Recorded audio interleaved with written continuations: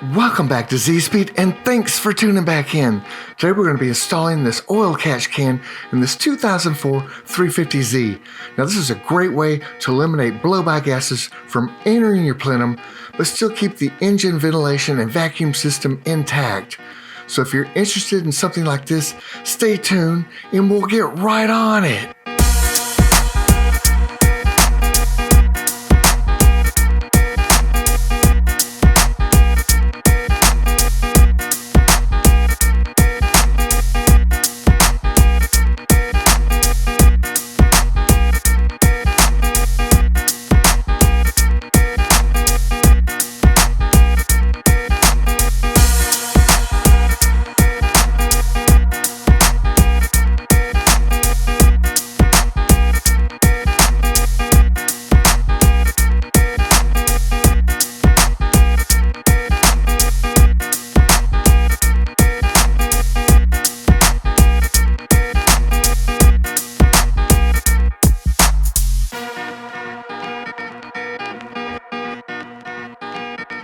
Now there's quite a few different catch cans on the market these days for the 350Z and G35 platform, but after careful research, I've decided that the ADD-W1 or ADD-W1 catch can was definitely one of the highest quality catch cans that I could find on the market.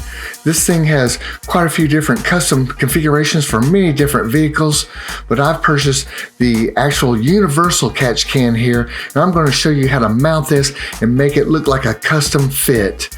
You can also purchase the custom configuration for about 165 bucks, but you're going to save quite a bit of money with the universal at 109. Now this catch can comes with all the hose that you're going to need to mount it, as well as the fittings and all of the hose clamps that you'll need. And it also has a nice little dipstick on top so you can measure the level of blow-by gases as they accumulate in the catch can. The only thing that you'll have to come up with is some Teflon tape. Now we'll be using the Teflon tape to wrap around a couple of these fittings that screw into the top of the catch can to make sure that they're airtight. Now before we get started with the universal can placement, I'm going to show you where the custom bracket mounts. If you decide to go ahead and purchase that right inside the engine bay here, you can see that's the power steering fluid reservoir bracket right there. It's just got two bolts holding that on right there. Very easy to get to. It's not a problem at all to unbolt those. And then you slide your new custom bracket that fits right in there. It's like a plug and play, and bolt those two back in and it fits in there perfect. So, if you want to spend the extra money, that is definitely worth it. No complaints there, but I'm just going to show you how to do it a little cheaper. But yeah, this is a beautiful setup. So the great thing about this catch can is it comes pretty much fully assembled right out of the box. The only thing we're going to have to attach are the air inlets. So that's very easy. All you have to do is really screw those in, but we will have to apply some Teflon tape so we get a watertight seal. So you just want to be careful to put just enough Teflon tape to cover the threads only and make sure that you don't actually occlude the orifice. Once you get the Teflon tape around the threads, there are a little O-ring that comes with each inlet. It's a small little rubber O-ring that slides down over the threads, and it's pretty easy to place that on there. Once you screw this inlet into the actual top of the catch can, that little rubber O-ring will basically complete the seal here and make it airtight pretty much. So it's not very hard at all, and then all you have to do is just snug them down with an open-end wrench and you're all done with assembling the catch can. So now I'm going to show you the spot we're going to choose to make it look like a custom mount job, even though we don't have a bracket, and it's right in here, right beside your power steering reservoir. We're going to attach a large zip tie around the electrical harness right here, and then we're going to cinch it around the catch can. This is more than sturdy enough to support the catch can. It really fits in there quite well. We'll just have to do a couple things to protect the wiring. But yes, this is a great spot. You don't need that little piece of foam. I took that out. I thought I might need it, but you don't. Now, before we can zip tie our catch can to this electrical harness, we need to protect it. And I'm going to use some heat shield that I picked up at AutoZone. You can also pick this stuff up at Amazon, but it's rated right around 2,000 degrees Fahrenheit, so that should be more than enough heat shielding for our catch can. We just basically don't want to damage any of the wiring that runs through this cable. So make sure that you put heat shielding here. Don't do it without it. You could damage your electrical system. Once you get the appropriate sized heat shielding cut out, you can go ahead and kind of loosely tack it against the wire harness here. And next we're going to be grabbing a X-Acto knife is what I used here, and just going to kind of slit on either side of this harness so we can thread the zip tie through the heat shielding back behind the harness and then back through the heat shielding on this side right here. And then we can actually put it around the catch can. So it's pretty easy. So once you get your two slits cut into the heat shielding, it's very simple to grab your large zip tie, thread it through the heat shielding, back behind the electrical harness, and then back through the other side of the heat shielding. And that'll make it very simple to secure around the catch can. You can go ahead and loosely zip it together. Basically, you do not have to worry about this harness being able to handle the weight of the catch can because it's very secure onto the metal frame of the wheel well there. So there's no worries about this catch can making the electrical harness sag or pull away from the frame. It's very secure and it can easily handle this weight. Now, before you completely secure the catch can, you need to get the proper positioning here.